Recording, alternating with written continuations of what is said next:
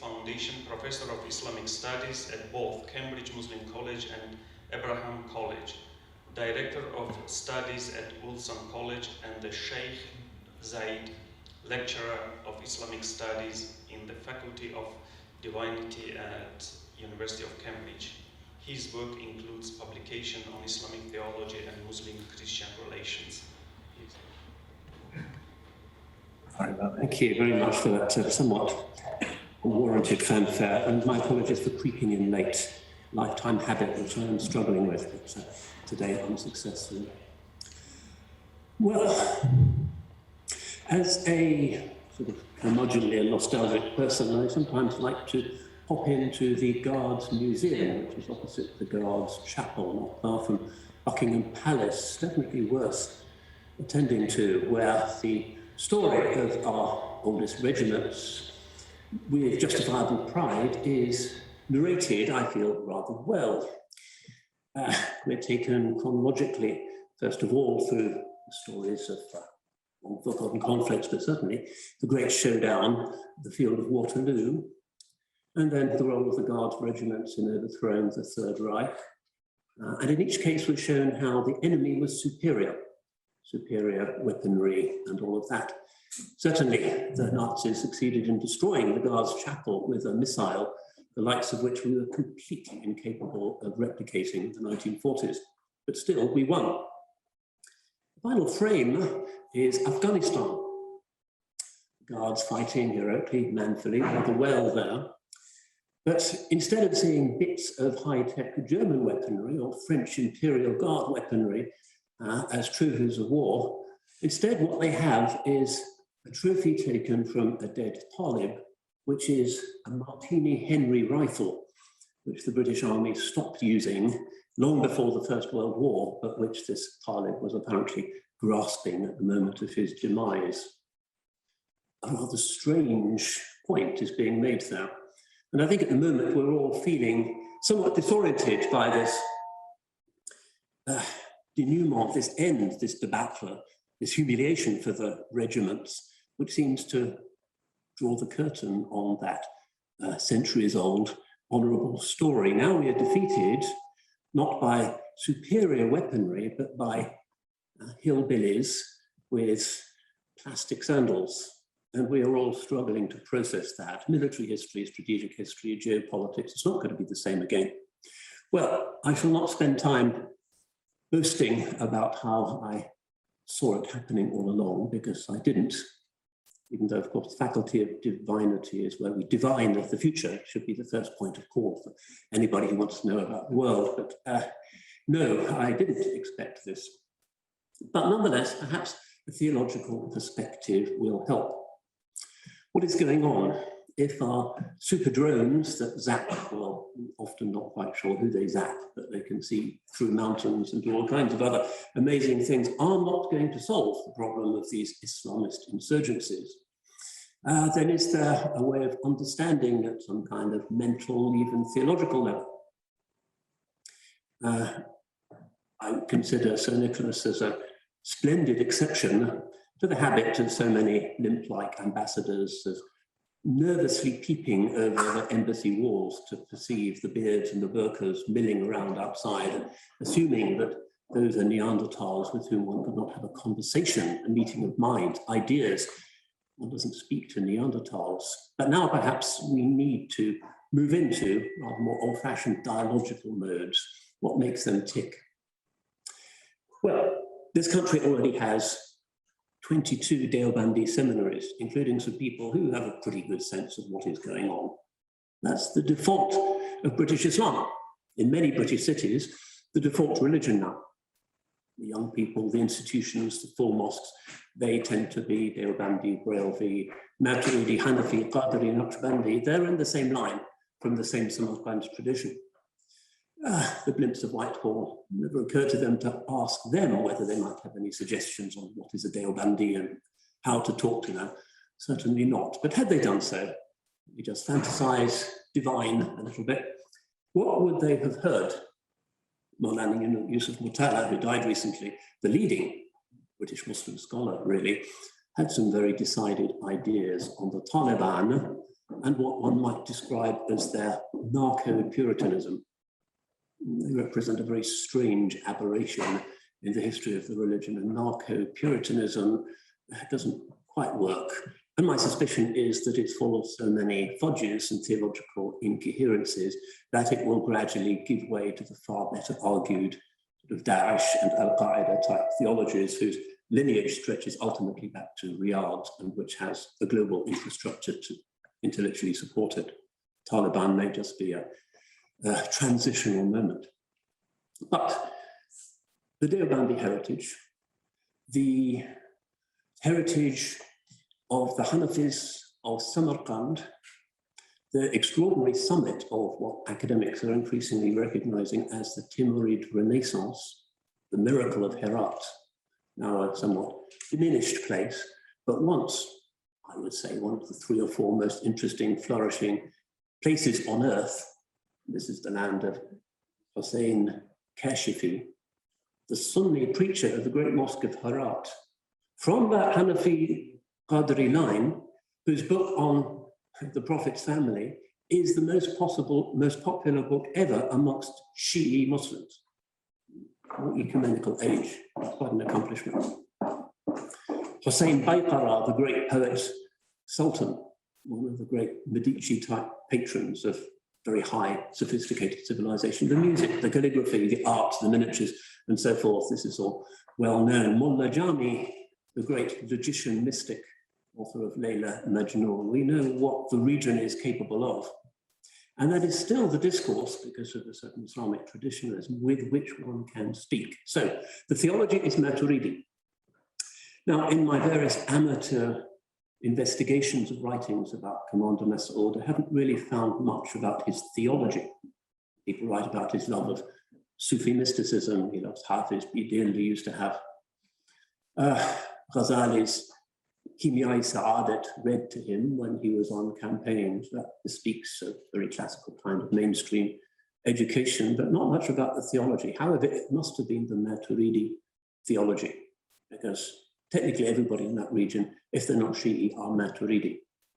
3 big divisions of Sunni Islam: the Hanbalis, Islam's historic preference for rationalism. They've always been the smallest, although now they're experiencing exponential growth as a result of Saudi fundamentalizing the Muslim world, but historically always the smallest, and then the Ash'aris, and then the Maturidis.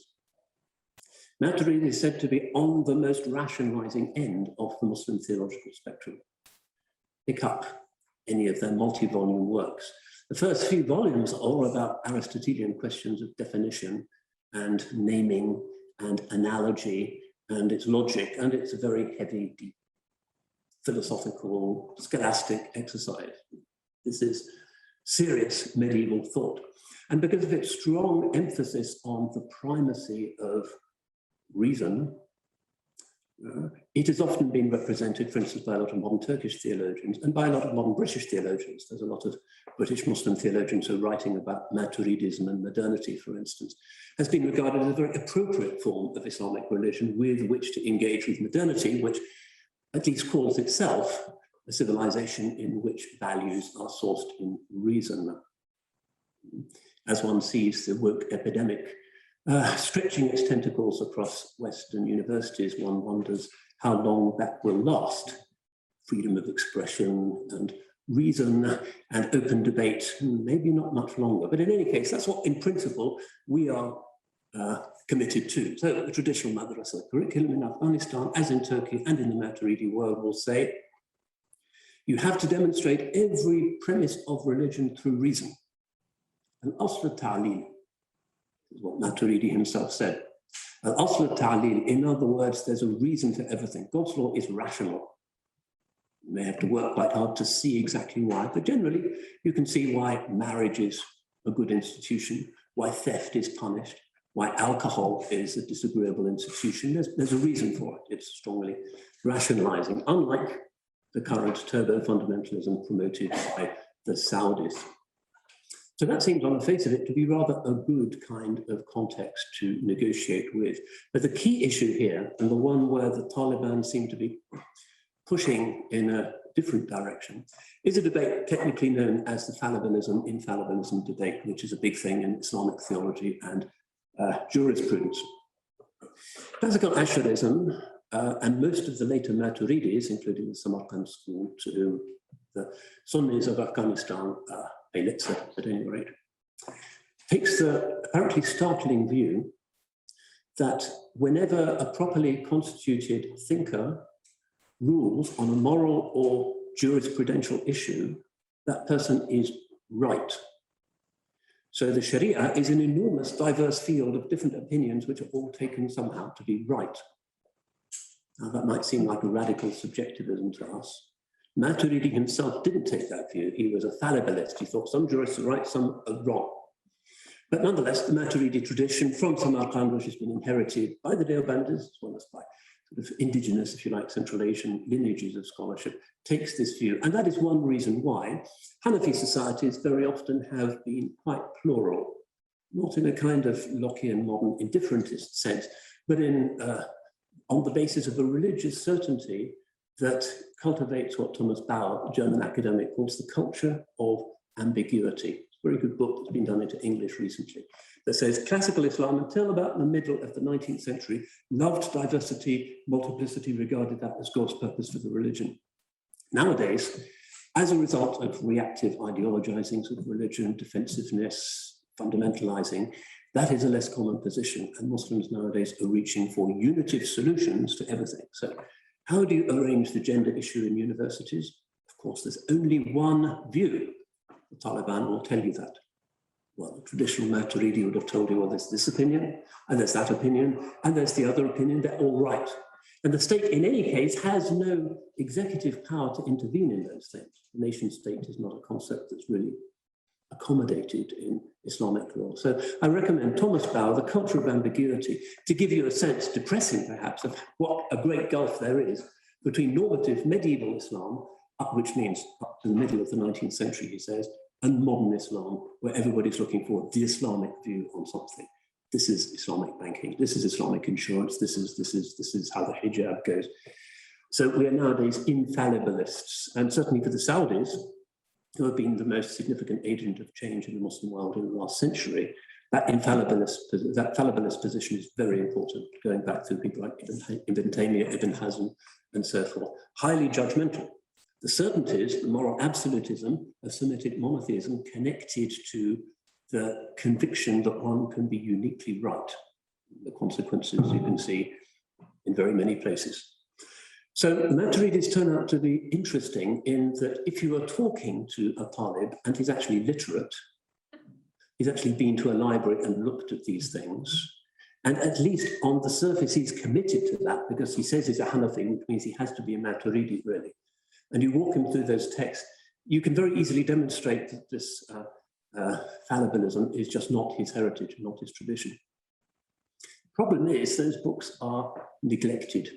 The Russians burned so many, transformations, modern types of education, the atrophy of the traditional elites. Once I walked through one of the great manuscript libraries of Timbuktu with a couple of guys, Tuareg guys from the Ansar ad-Din, which is the Salafist fundamentalist movement that shortly afterwards was to take over. These are some of the world's greatest libraries. But these two young men became more and more glum as we progressed. There wasn't a single book on Islamic theology that they could approve of. Not a single book on Islamic law. Not a single commentary on the Quran or the Hadith. Mysticism definitely out. Even the Qurans, I thought, well, at least here's the Quran. They didn't like because it was the Welsh reading of the Quran, which prevails in West Africa, and they fundamentalists everywhere, like the Hafs Asim readings. That is a measure of the non-traditionalism of the fundamentalists, that they are very radically divorced from the past. So that's one area in which an understanding of Maturidism might help us to see that what's coming up now in Afghanistan is not traditionalism, but is some narco-Puritanism, I've called it, but is a theological aberration as well, that is not indigenous, that comes from certain late 20th century Salafizing manipulations of the Deobandi heritage. My last point is that Commander Mas'ud, whatever his theological loyalties might have been, certainly regularly and deeply engaged with the Persian literary canon. course, Timurid Herat was one of the great centers for the diffusion of that. That represents a mystical vision, if that word exactly fits, which is quite monistic. Hammer Ost. Everything, everyone somehow partakes in the divine being. That is a very optimistic, almost pantheistic view that makes it very difficult to demonize other groups, places, others, because they just represent different inflections of the divine purpose at that time.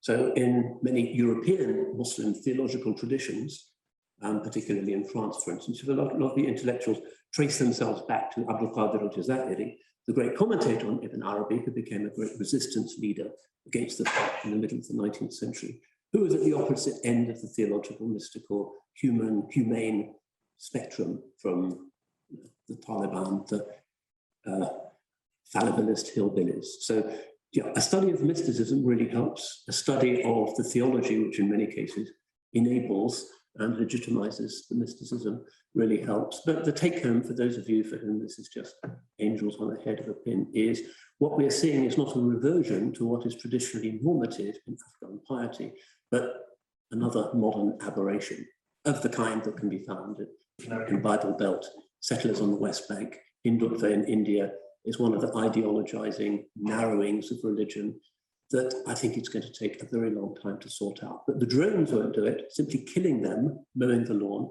won't do it and may well reinforce it. Instead, one has to dialogue. We have to connect the real Deobandis with the fake Deobandis. We have to win the battle of ideas. But that has to be done ultimately by the Muslim theologians themselves. You can't expect a British ambassador to dish out creeds, embassy receptions. It's not their responsibility. This is an internal problem, crisis of the Muslim world. The Muslim world has to find its own resources to resolve it, rather than leaving it to failing, floundering outsiders. Sorry to speak as well as to come late, but thank you for your patience.